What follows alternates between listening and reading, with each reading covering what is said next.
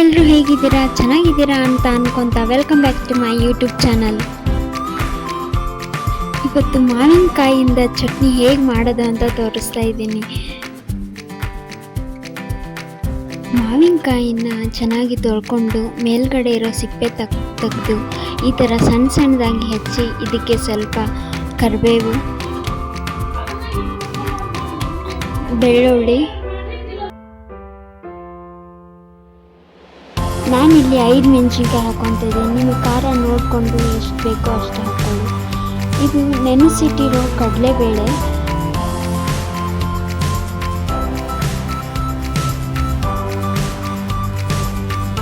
ಒಂದು ಹಿಡಿಯಷ್ಟು ಕೊತ್ತಂಬರಿ,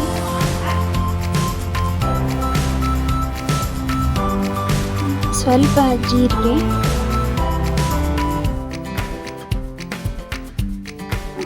ಸ್ವಲ್ಪ ಉಪ್ಪು, ಎಲ್ಲನೂ ತರಿಯಾಗಿ ಮಿಕ್ಸಿ ಮಾಡ್ಕೋಬೇಕು.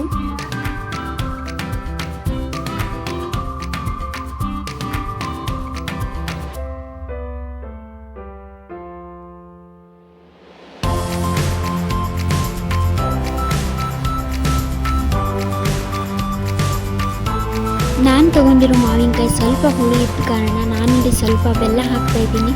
ನೀವು ಬೇಕಂದರೆ ಹಾಕೋಬೋದು, ಇಲ್ಲ ಸ್ಕಿಪ್ ಮಾಡಿ. ಟೇಸ್ಟಿಯಾದ ಮಾವಿನಕಾಯಿ ಚಟ್ನಿ ರೆಡಿ.